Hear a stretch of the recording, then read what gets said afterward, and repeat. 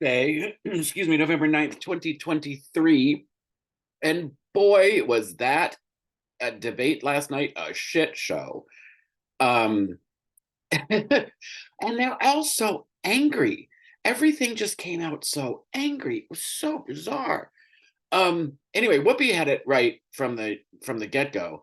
Um, that these idiots, I don't know how they think the young people are going to vote for them in any way whatsoever. They want to remain dependent on oil and they want to do fracking. They don't give a shit about climate change. They never once talked about gun violence or how they're going to curb the massive problem of gun violence.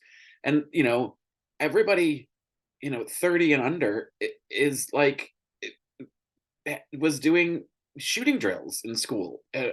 So like I don't know how you don't think that that's not something that's important to young people.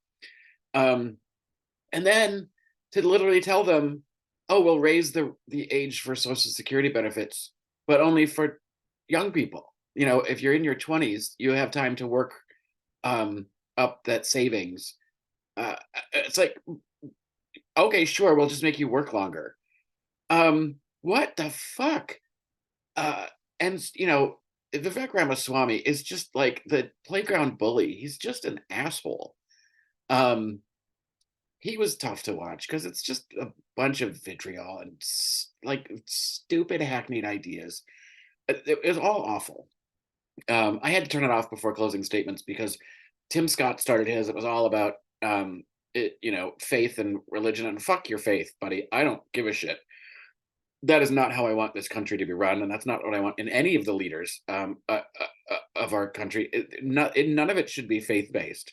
This fucking Speaker of the House, what's your worldview? Take a look at the Bible. That's my worldview. Go fuck yourself.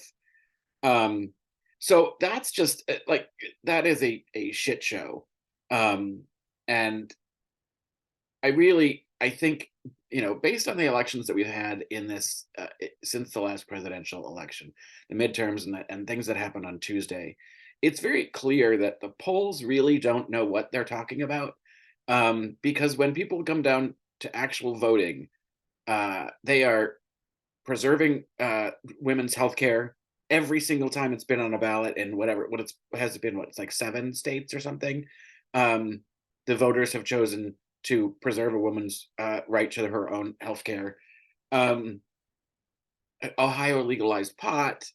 Um, it, you know, it, Republicans aren't gaining control. They lost control in Virginia, even locally here where I live, which is a very conservative area.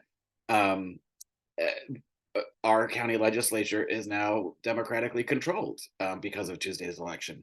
Like, I think that there are bright spots all over the place to look at, to say that, it's not all doom and gloom. And just please stop fucking reporting on the polls.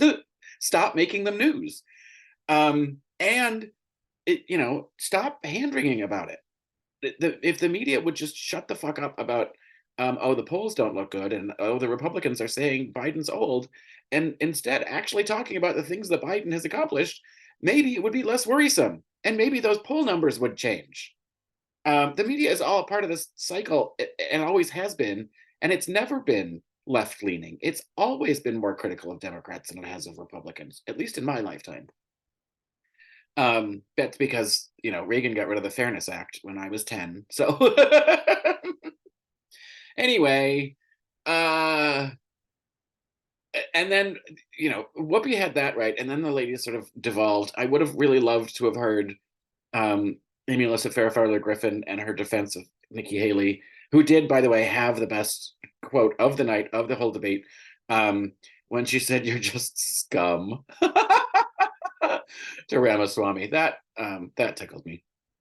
But the other thing, Whoopi is in trouble with the youth of America because she's really stretched into okay boomer territory about they don't want to work and it's always been hard.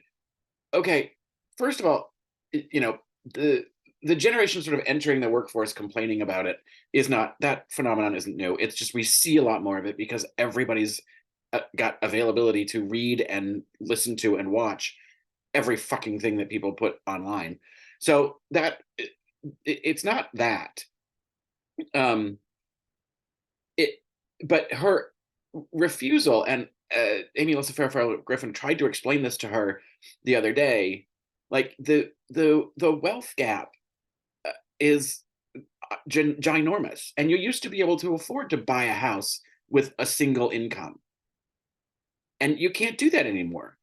Like the wages are not going up in the same rate as the cost of things for all of the people.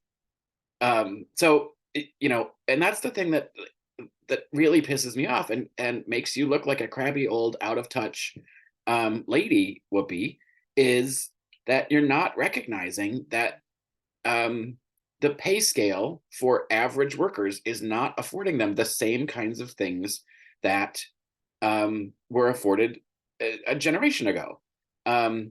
Do we have more expensive things that we carry around, like iPhones and personal computers and stuff that we have that generations before didn't? Yes. But that shouldn't preclude us. They're all a part of actually being able to exist in a modern world. That shouldn't preclude people from being able to buy a house. So that whole thing, like, you deserve to get yelled at for that, Whoopi. And gosh, it was nice to see Hillary Clinton yesterday. That whole, like, just that there's sort of a master class of here's what's wrong in the Middle East for the last several decades. She's just so calming. I would love to see an alternate universe. What would have happened if that election were not snatched from under her by 77,000 votes in 3 swing states. Do I think it was rigged? No. Do I think that there was outside influence against her? Yes. But those are the votes, and she lost the Electoral College, so she didn't ascend to the throne. But I know that it would have been nearly impossible for her to do anything because of the nitpicking of the GOP of every time she blinked, because they hate her so hard. And who knows, maybe the divisiveness would have happened anyway, because they would have just been so blinded with rage about her that all of this would have bubbled up anyway. I don't know. I feel like it couldn't have gotten this bad and this blatantly racist and misogynist and